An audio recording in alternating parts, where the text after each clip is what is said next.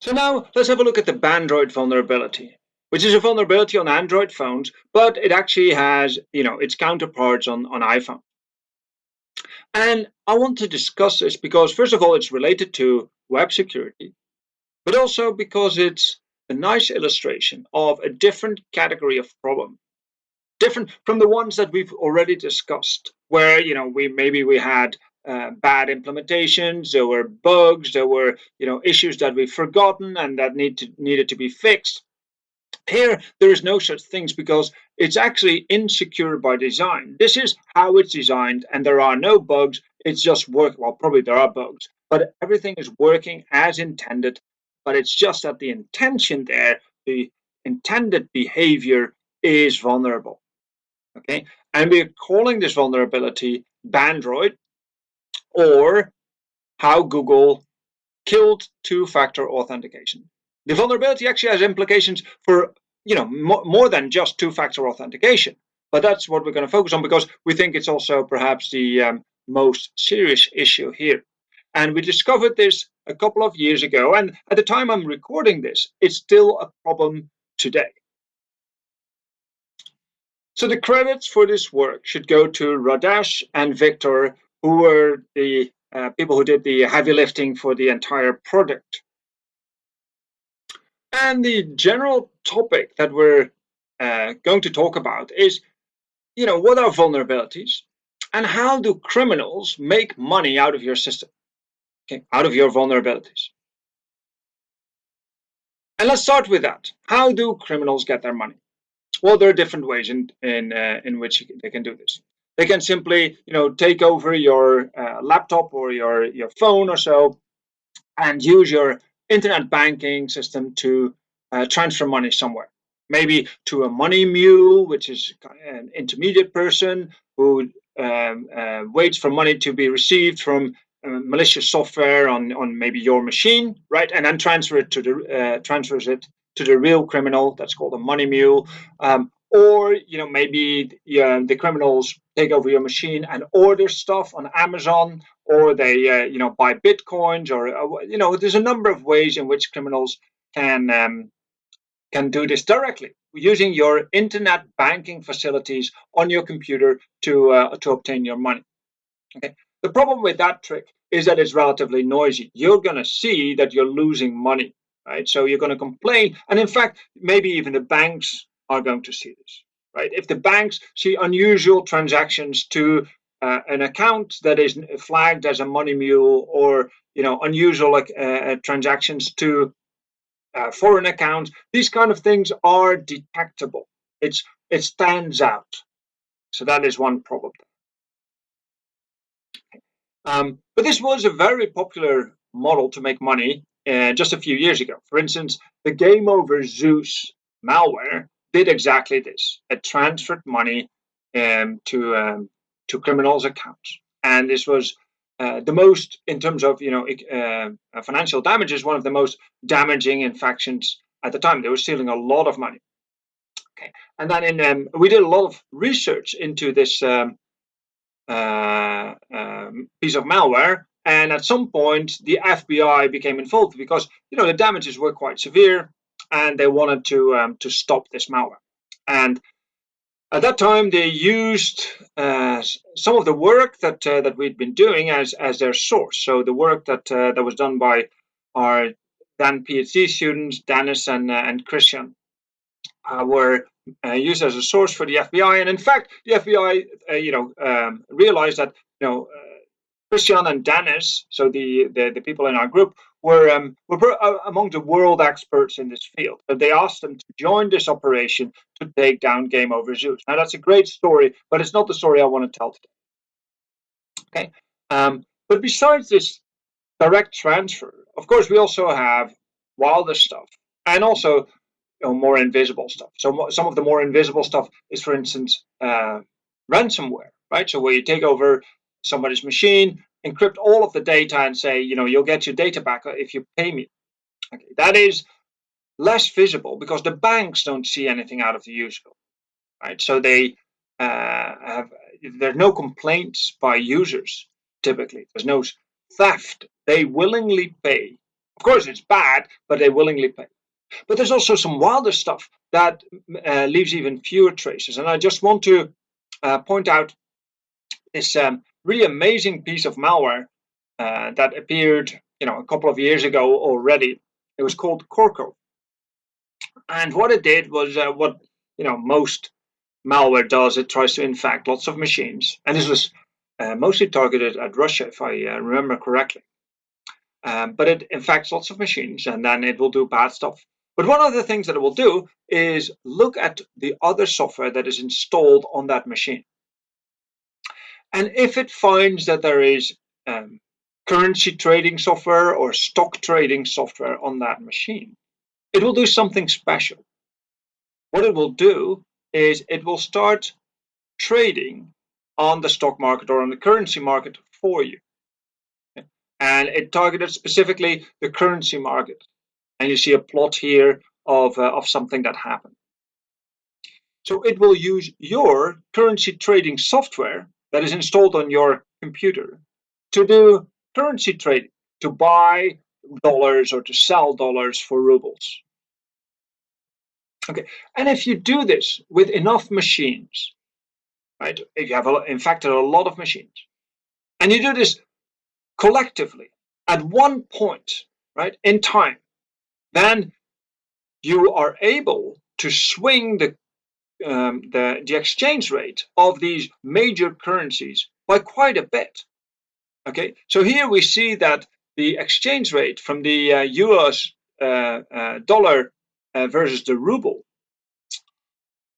made a wild fluctuation. So this is as much as, I don't know, almost, is it 15-20% or so, just by collectively buying or selling currency at the same time with these infected machines. Now, why is this good? Well, it means that the attacker now, so the criminals, they don't transfer money from the infected machines to their accounts at all. There is no link between the attackers and the infected machines. But what they will do is they will buy or sell dollars or rubles at exactly the right time. So just before these infected machines start selling or buying currency, they also get in the game, and they ride this wave that they know is going to come because of their huge amount of money that is being spent on a particular currency. So it's to me a very ingenious way of making money as an network. There are other ways of making money. For instance, in the case of ransomware, we already mentioned that you can extort money from people that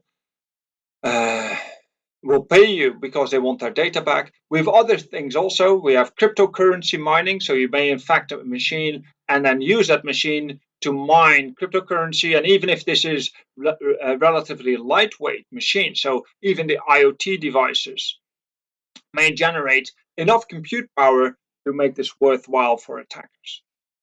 But in this talk, we're going to talk about your bank accounts. We're going to talk about how on modern systems you are accessing sensitive information such as that of your bank, and maybe initiate money transfers, just like in the Game Over Zeus world, the old days. And I want to emphasize again that we've talked about many types of vulnerabilities in this course already. We've talked about software bugs. We've talked about bad configurations, insecure configurations. We've talked about side channels. In the network security, we had a number of classes on side channels.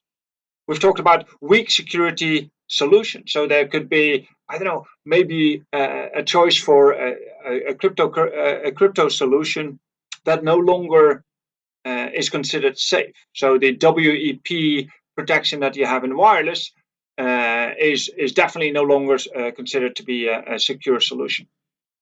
We've talked about privilege confusion. There's a whole bunch of things that we've talked about, but there's a different class of vulnerability that we so far have not discussed. Oh, and here are the examples for all of these classes, but we haven't talked about the vulnerabilities in the design. And our example target is going to be two-factor authentication, which we all know and love, but let me just recap this briefly. Two-factor authentication is a special case of multi-factor authentication, which has been around for a long time, and all it means is that you have multiple components that you use for identification. Something that you know, for instance, your password, something that you have, maybe a bank card or some special device, and something that you are, for instance, the properties of your fingerprints or your iris scan or what have you. Okay. And the idea is that if you use multiple components in this way, it becomes much harder for the attacker to bypass your authentication process, because he now or she now needs to compromise all of these factors. And if these factors are truly separate, such as the examples that I just gave, this becomes really complicated to control them all. Now, typically we use two-factor authentication. For instance, when we withdraw money from an ATM machine, we use something that we know, our PIN code, and something that we have, our bank card. Now, on the internet, on the web, two-factor authentication is a little bit more complicated, because how do you use something that you have, right? It's easy to use something that you know, a password, but something that you have. You can, of course, use some special device for this, but then you basically require everybody to, buy some special device. So instead, what most web shops and banks and so on use is something that everybody has already, which is a mobile phone. And even on, older mobile phones, you can receive SMS text messages. Okay, so what you're going to do is you're going to use this mobile phone and the SMS text messages as the second factor. So for instance, if we go e-banking, what we're going to do is we're going to tell the bank who we are, then we're going to tell the bank what we want to do. We want to transfer some sum of money to some beneficiary, and the bank doesn't automatically do that because it needs the second factor. So it sends a message, an SMS text message, to the user's mobile phone saying, this is the transaction that you want to complete. If this is okay, here's an authorization code. So a code that you have to type in your web browser on your PC to complete the transfer, which you then do, and then the transfer will be made. Now, this makes it significantly more difficult to bypass this authentication. Okay, because the threat model that we try to guard against is what is known as the man in the browser. So this is when malware enters your PC, your laptop, or your desktop computer and takes over your browser, and then it would start to, initiate bank transfers or, change your bank transfers to change the amount and the beneficiary and so on. And this was without the two-factor authentication. This was really easy. As soon as you're in, right, as soon as you've compromised the browser, you can do whatever you want. Okay. Moreover, you can display whatever you want, so the user is not even aware of what you're doing, right? So if the user transfers 100 euros to a web shop, right, and you as an attacker instead makes it a transfer of 1,000 euros to some criminal. If the user starts logging into his bank account, the attacker can still show the amounts and the overview of the account as the user would expect it. So it becomes hard to track that. Anyway, this was the model that was used by a number of malware instances, such as Dridex, SpyEye, Carburb, and one of the most important ones in this category, Game Over Zeus, and its predecessors also. And this was malware that was really damaging and really popular amongst criminals in, 2014 or so. Okay, so that's what they were doing. And in fact, because of this man in the browser threat, this is one of the main reasons why you have two-factor authentication to begin with. Okay, so now what an attacker can do if we have two-factor authentication, is steal the credentials, such as the password. But the attacker is no longer able to initiate a transfer, initiate a transaction. Maybe the attacker is able to modify the transaction, right? But then hopefully you'll be able to detect that, right? So if the attacker modifies your transfer of 100 euros to a web shop to really make it 102 euros to maybe some completely unknown account, if this information is relayed back to you in the SMS text message, you should be able to detect this. Right? You should say, hey, that's not what I wanted to do. Okay? And not type in the code that you receive for that. Okay? So that's kind of bad for the attackers. And so what the attackers had to do is bypass this two-factor authentication. Now, the obvious way to do that is to see if you can also infect the second factor, in fact, the mobile phone. And that's what all of these malware authors were trying to do. So they added a component to their Zeus, to their SpyEye, to their Carburb, and so on, to also infect the mobile phone. And we call these counterparts, these mobile counterparts of this malware, Zitmo for Zeus in the mobile, Spitmo, SpyEye in the mobile, Carburb in the mobile, and so on.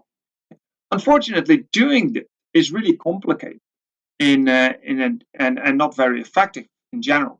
Okay? So what they would do, for instance, is once they got control over the PC or the laptop, they could start spamming the mobile and maybe social engineer the victim into installing the additional malware on the mobile phone that they needed to initiate these transfers and bypass the two-factor authentication. Okay. And if this was successful, these malicious apps were able to intercept the SMS text messages and forward them to wherever the attacker wanted them forwarded.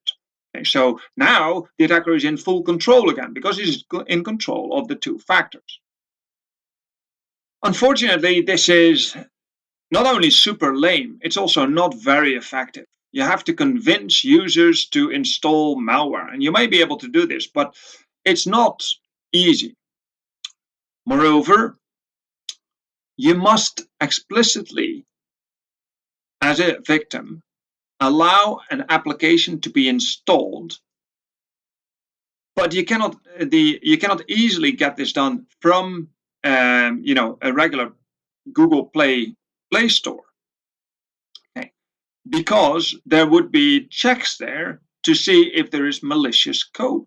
Right, so there's a process that was called Google Bouncer, and is now, I think, called Google Play Protect, which uses static and dynamic analysis to detect and remove these malicious apps from the Play Store.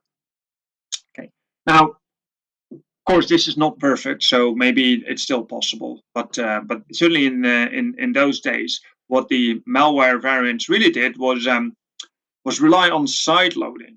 Okay, so there you ask the user, the victim, to allow installation from an unknown source. So you are downloading these mobile malware samples not from the Google Play Store, but from some unknown source. Now, this makes it even less likely to succeed, right? Because not only do you have to convince the user to install some malware, but you have to convince the user to do so from some untrusted source. That is not the most effective way, and so this was a relatively good protection against these kind of attacks. But now let's see what Google has done. So Google has decided that everything needed to be as convenient as possible, and one of the most convenient things for us is to have everything synchronized. So we have the same working environment wherever we go, on our mobile, on our laptops, everywhere. Okay, this is anywhere computing. You synchronize your browser, your email, your contacts, everything you synchronize with your mobile phone, with your smartphone. Okay. Even better, Google makes it possible for you to manage your phone from your desktop PC or laptop PC. Okay, for instance, from the browser, you can do all sorts of cool things. You can locate your mobile phone. You can wipe it in case it gets lost, but also you can install apps. Right? So from your browser on your PC, you're able to install apps, any app you want, on the mobile phone, on any mobile phone that you own, with the same Gmail account. Okay, it's the same Google account. Then you can install any app you want with any permission you want. Okay, so here we see an example of Angry Birds that is installed, and it has a certain number of permissions. So great, and it's installed on one particular phone, for instance here. So Google says this is safe because you can only install these apps from Google Play, and there we have this process, Google Bouncer, which checks if they're malicious. Google Bouncer, or nowadays Google Play Protect. Okay, so that's one reason why it's safe. And the other reason why it's safe is that these apps, they are installed on the remote device, on the mobile phone, but they're not active, right? To activate these apps, the user still has to do something. For instance, click on the icon. So only if they're started explicitly, you can actually do these bad things, such as intercepting SMS messages or whatever it is that you want to do. Okay, so that is a hurdle. And that means that if we want to go from a man in the browser to a man in the mobile also, given that we have control over the browser, we still need to bypass this Google Play Protect, Google Bouncer, and we have to somehow get the user to activate the app. And then we want to do this ideally without any social engineering. We don't want to send messages saying, look, we think you should really install this super cool new app, because that's lame. Now, let's start with Bouncer or Google Play Protect. And let's make an unreasonable assumption. Let's make the unreasonable assumption that it's perfect. Bouncer or Google Play Protect can detect all possible malicious code perfectly. Now, this is, like I said, unreasonable because it will never be able to do so, but it still doesn't stop us, because we don't need to upload some malicious app. What we can upload is a vulnerable app. And we know that it's impossible to find all possible vulnerabilities in complex software. So what we did is we uploaded a simple news app, or so-called news app, that would fetch items, news items, from a remote server that also was controlled by the attacker. And if you ran the app, it would act perfectly normal, right? So it would download these news items, display them for you. Not super interesting. Now, as an attacker, we control both the app code and the server. So whenever we want, and I repeat, the app is deliberately vulnerable. So whenever we want, we will send a payload to the app to exploit it and take over control. Okay, so it uses a memory corruption using some known web view vulnerabilities. We didn't do anything special there. Okay, so this allows us to do many fantastic things. For instance, we can decide never to activate this if the request comes from a Google IP address range.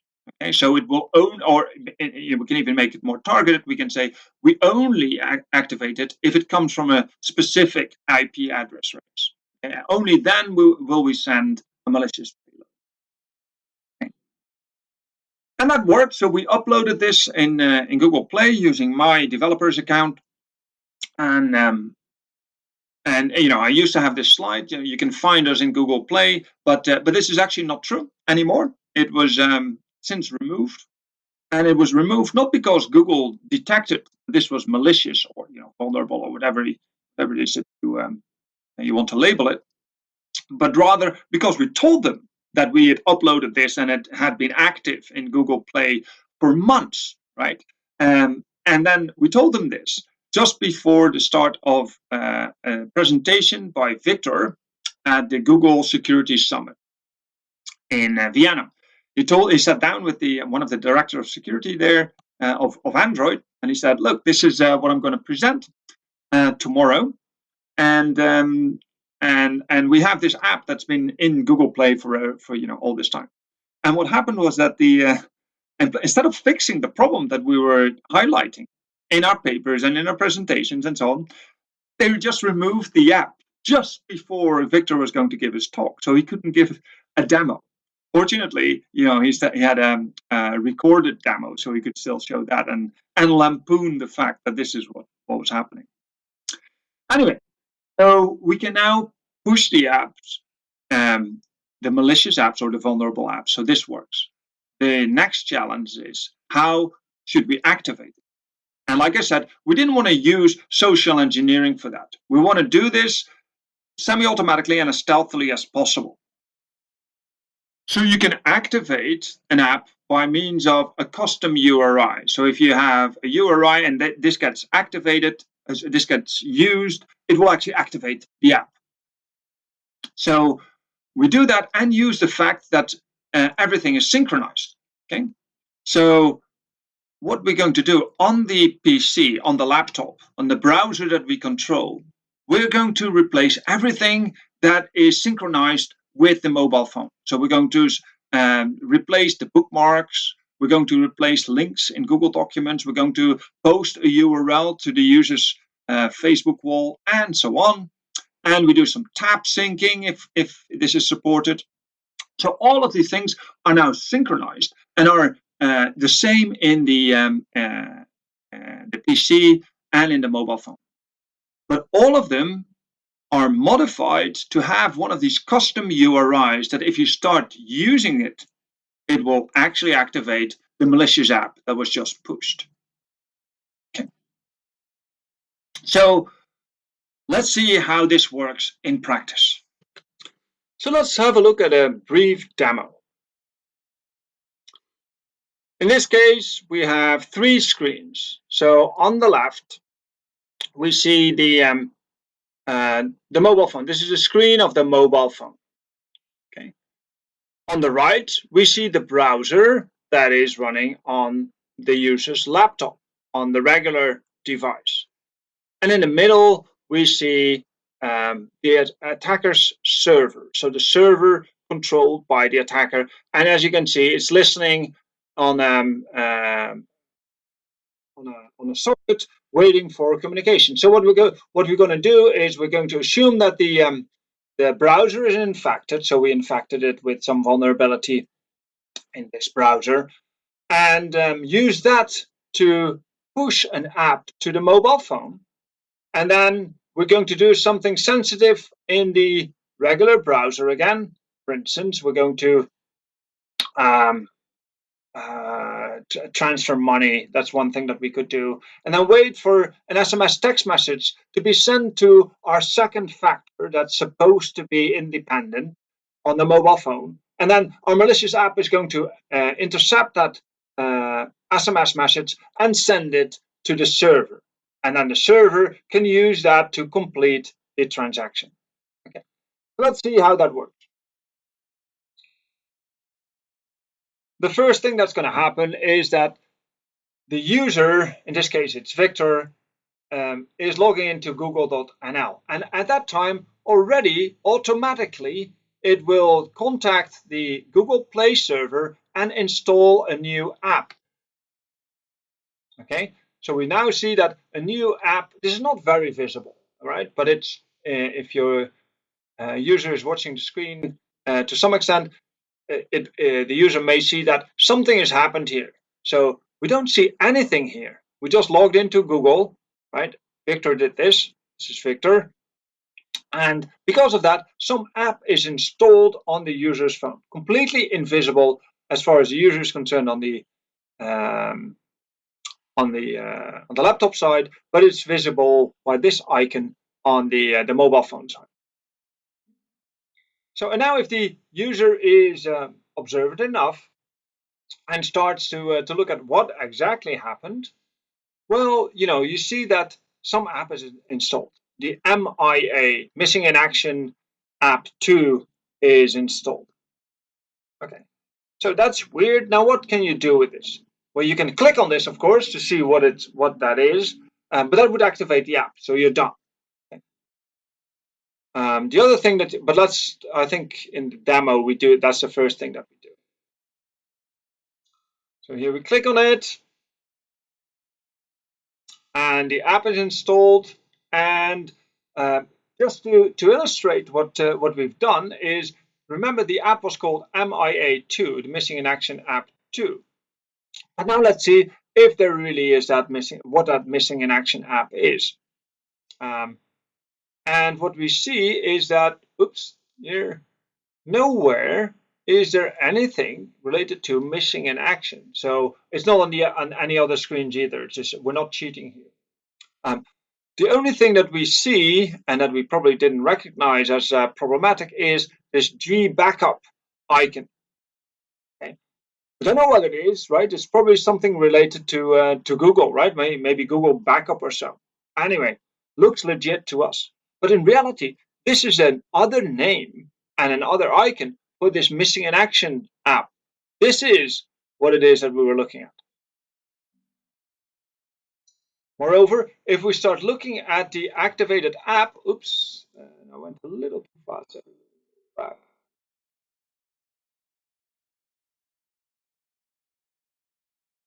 Okay, if we go to the active apps, I'm going to have to click quickly. So what we see here is that there's another app with a third name. So we had Missing in Action, we had G Backup. Now we have another app that is active, G Service. Okay. And that's actually the same app that we're talking about.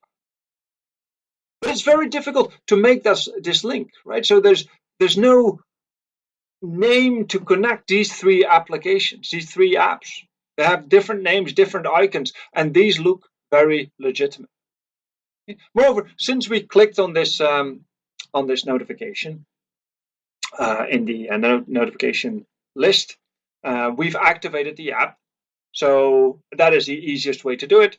But let's say we didn't do that. So what we're going to do now is we're going to stop the app again. So we force a stop, and then see whether we can activate the app in a different way, more interesting way. So now it's stopped. And what we're going to do now is go to the favorites so the bookmarks of this user. And what has happened behind the scenes is that on the laptop here, we've changed the links of the bookmarks, which are synchronized in the background with the mobile phone. We've changed the bookmarks to contain URLs or URIs to activate the app. So in this case, for simplification, we've only done a single bookmark. Okay, let's have a look. Here are the bookmarks. There's a bookmark here for the Mr. Robot TV series, the Wikipedia page on Mr. Robot. Okay, so great. So the user has some time to spare and clicks on the link for Mr. Robot. And what happens is that we see the Wikipedia page for Mr. Robot. It's actually not the Wikipedia page. It's actually something that is served by our own attacker, and it just includes a frame which has a Wikipedia page. Okay, and all of this works perfectly. But as soon as you touch the screen, anything on the screen on the phone here, you will activate the app, because any movement here, anything that you touch will lead to the URI being activated and the app therefore being activated. Okay. So whatever we do here is leading to super slow to the app being activated, and also now the URL at the top looks like the legitimate URL again. Okay. So now let's see, did it actually work? Did we activate the app? Okay, it's a beautiful web page, but now let's see. Oh, wait a minute. So there's something that we've done here already on the previous page. Also, I think we removed the G backup icon here. That's no longer there, right? So just to remove all our traces. Also, there's nothing there in the notification list anymore. Okay, so just to emphasize what happened there, now Gservice is active again. Okay, so you see that it's currently active. So great. So now we have malicious software installed and activated on the mobile phone. Now let's see what we can do with that.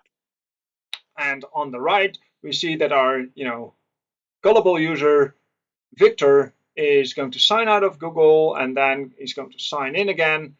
And we could have attacked anything, right? So we could have attacked, say, a bank that uses SMS-based two-factor authentication, or some web shop that uses SMS-based two-factor authentication. But it wouldn't be fair because it's mostly not their problem. This is caused by Google. Okay, so what we're going to do now is show that we can actually use that to attack Google itself, because as we can see here, we log in and then Google protects itself by means of two-factor authentication, so two-step verification, as Google calls it, which is just two-factor authentication. And it's great, so it should do that, and it's doing the right thing here. And normally it uses this authenticator, the Google authenticator on your mobile phone. But since not everybody has a Google Authenticator, which is more secure than what we're using now, it has a fallback option. So it has a fallback option, which we see here. Try another way to sign in. Okay? And that fallback option, unfortunately, uses SMS. So here we see that it allows us to send a text message to our phone, which is great because that is what we rely on. And we wait on our phone for a text message to appear, and there it is. It's the text message, which is immediately forwarded, see that, to our server here. So apparently we received some communication on our malicious server that was waiting for this. Okay, and now it means that we actually have a connection, from our server. Let's go back a little bit. From our server to this this mobile phone. We are logged into this mobile phone, and we can start doing stuff. So in this case, what we've done is did an ls to see what files were there. Okay, and then we move to data and blah blah blah files. And that's where this mobile phone has stored the SMS in a file called log.txt. And if we cat this log.txt, we see that the message authentication code is listed there. And when we use it, we are successfully logged into the Google Authenticator. And I realized that on the previous slide, I said that logged in Google Authenticator. I meant log into the Google website using this two-factor authentication using SMS. Anyway, so what we've done is we've activated the app using this URI that was very difficult to avoid for an attacker. If you click on the notification, you're toast. If you use your bookmarks or any other URLs that have been modified, you're toast. So all of this can be done extremely stealthily. And then we've installed this malicious app on the phone and activated, where we can now receive SMSs, any arbitrary SMSs. We can, on some of the mobile phones, we could delete the SMSs on the older Android phones. In the newer ones, you're not able to delete it, but you can access it. And then you can forward every incoming SMS to the attacker. Okay, so the attacker has all of the SMSs that are sent to the phone. Okay. Of course, you have more control than that, right? So the app can also do other things, other malicious things on the phone, but we're focusing on SMS interception. The attacker also has control over the browser. In fact, that was the starting point. So that means that the attacker can log into an e-banking environment and initiate a transaction on his or her own, and then confirm this with this transaction authentication number that is sent to the so-called second factor that is unfortunately no longer a second factor. It's all part of the same factor, that is the phone. So how can this be fixed? Well, Google could do this. Google should always require confirmation when you're installing an app on the phone, right? It shouldn't be done silently. And you shouldn't allow any activation of an app silently on a phone. Okay. Or indeed, what would be an even better solution as far as security is concerned is to disable this remote app installation feature altogether, or make it maybe optional. Okay. So an opt-in thing rather than an opt-out, or just having it by default. Okay, so that's all relatively easy to do. It's just convenience that makes Google decide against this, right? So it's convenient to have this and not have too many extra clicks that you have to do in the way of the user. What can the user do? Well, the user can, watch out for unknown app installs and be suspicious of them, or use a separate account, a separate Google account just for Android. So you still separate these two devices, these two factors. Anyway, so now I want to tell you a little bit about the disclosure of this vulnerability. We investigated this. This was mainly Radesh at the time, and we reported the problem in a research project that involved actually three of the major Dutch banks. And Radesh gave a demonstration of the problem. On February 10th, we also contacted Google. We received a reply quite quickly within 3 days. And Google said, sounds great, but the attack really is mitigated in two ways. You don't have to worry because we have this bouncer or Google Play Protect solution that will keep the malicious app out. And then there's also the problem of app activation. Yes, you can install the app, but it is not activated. And sure enough, at that time, we didn't even know about the second problem, the app activation. So we looked at this again and fixed it, right? So we found these solutions of activating the app, and then we contacted Google again and sent them a copy of our attack paper. And we received almost immediately a response saying, this ability to launch an inactive app from the browser via an intent is not intentional. And they said, we've opened an internal bug. Okay, great. I'm sure it will be fixed soon. And on March 30th, we also contacted the National Cybersecurity Center of the Netherlands and also sent a copy of our attack paper. And a response came, within a few days, and that said that this paper, unfortunately, does not fall in our responsible disclosure policy. Okay, so they were not going to do anything with it. So a little while later, 2 weeks later almost, we gave a presentation at the NCSC conference, right? So the National Cybersecurity Center conference, the one conference. Radesh and I gave that presentation, and we showed what the vulnerability was all about. And then nobody cared except one journalist, and the journalist was someone who wrote an article in the Volkskrant, in a major Dutch newspaper, and it hit the news that there was a major leak in Android phones. And this was picked up by many other newspapers, even in Belgium. So we went international to some extent. And then there was an issue because we had very little experience at the time with the media. So how the media worked was, so there was a follow-up article on the Monday, and what we've done is to try to act as responsibly as possible. So not release any details. This was a really low-tech attack. There was nothing complicated about it because it was all part of the design. We didn't really have to do anything. And that means we deliberately released as few details as possible. Okay, but what we assumed is that if anybody wants to know more, they will contact us and we'll, confidentially tell them. But nobody contacted us. And instead we were slaughtered right on the internet. People said the attack is nothing new, it's oversold. Just use a strong password and you're safe, and the bouncer will stop you, and give me back my taxes. Okay, This is an article in Dutch where basically they say, you can only do this if the attacker has your Google username and password. Yeah, big deal, right? So, but that's exactly the reason why we have two-factor authentication, right? This is exactly the problem that we're trying to address. Okay.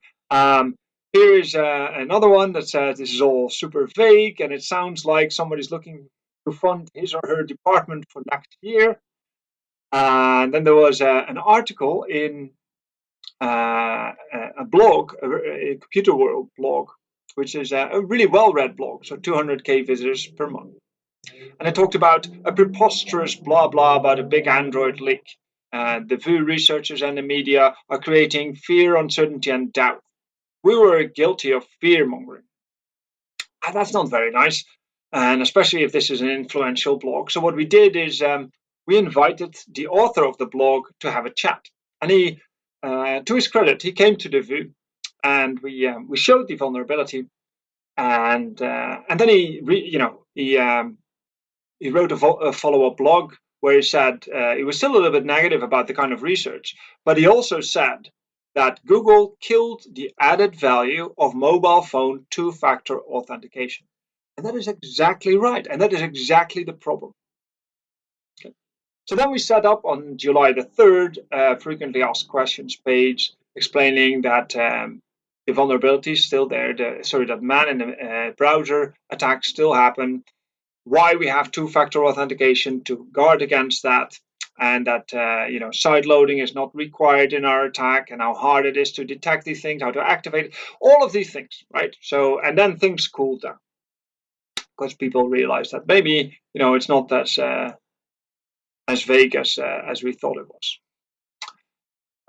But a little while later, we were contacted by Google, and Google said, actually, there's nothing there. Okay, there was a lot of discussion about this, and I know this because I heard from people that I know at Google that this was discussed very aggressively in Google internally, right, where people violently disagreed about this vulnerability. But the official statement was that in the end, we decided that everything is working as intended, and we have no plans to change the behavior. They also mentioned that we made some misleading statements because the app doesn't have all possible permissions, right? So from the browser on the laptop, you could actually select permissions that you wanted to give the app. And they said, no, not every permission. And it's true, but only the permissions that you needed for this kind of attack. I don't know. And it didn't work for all forms of mobile phone two-factor authentication. No, we were focusing on SMS. And on all Android phones beyond 4.4, SMS cannot be deleted. We said that the attacker can then cover his tracks or her tracks by deleting the SMS after the attack, and that is only possible for the older Android phones that were still very, very popular at the time that we wrote this article. And moreover, there were sufficient security barriers, so it required that the victim's PC or browser must be compromised, and they didn't think that was a very significant threat. But really, this is why we have two-factor authentication to begin with, right? That's the whole problem. And an attacker must upload a malicious app in Play. And so our response was, look, we have our malicious or vulnerable app in Play. We've had it there for months, right? There's nothing difficult about it. The victim must avoid noticing that the malicious app was uploaded to Play, and they probably meant uploaded to the phone. And yes, that's true. But as you could see in the demo, we can hide this, leaving only a trace that some application of some name was installed, but you couldn't find it. And then we must activate the app. But that's what we showed we could do in the paper. And that's relatively stealthy. They also said that the victim must be using an SMS-based two-factor authentication mechanism and not an app. Okay, that's true. But does that mean, are they really implying here that SMS-based two-factor authentication is obsolete? Because you should tell the industry that by your actions, you've made this obsolete. Okay. And in fact, it may be obsolete, but you're still using it. Moreover, they said the victim will still immediately see that an SMS-based transaction authentication number has been received and can then contact their bank. They could, in principle, right? But really, do you do that whenever you receive a weird SMS message? And do you check for incoming messages at 3 o'clock in the morning, right? Because you can, as an attacker, you can launch this attack whenever you want. And if you do it, does your dad do that? Your grandfather, your grandmother, your children? Really, is this the common way of operating? That you're in the middle of the night, you keep staring at your phone? Anyway, so a colleague of ours, a well-respected researcher, made a blog post about this on the web, and he was immediately attacked by a Google engineer, and the Google engineer said, "Your threat model is wrong, and you should feel bad." And the other security expert, the colleague of ours, said, "Dude, seriously, is that really what you want to say?" Anyway, the conclusion of the story is that we were contacted in October 2015, so that's how long ago this is. Hence, the older versions of Android that we're talking about. NCSC, the National Cybersecurity Center, contacted us and said we were wrong to dismiss this. This is worrying after all. And we heard unofficially from someone really high up in the Google security tree said that he completely agreed, and that he will make sure to get as much attention internally as is possible. And unlike most Android security issues, this is actually something that we can do something about, and that's true, right? But he's lost the fight. And in December, we were contacted by one of the banks that we actually were in this project with, and they said, "You should have told us about this problem. We were very surprised and very unhappy." But wait a minute, you were the first to be told about this. In February, early February, we told you about this in a project.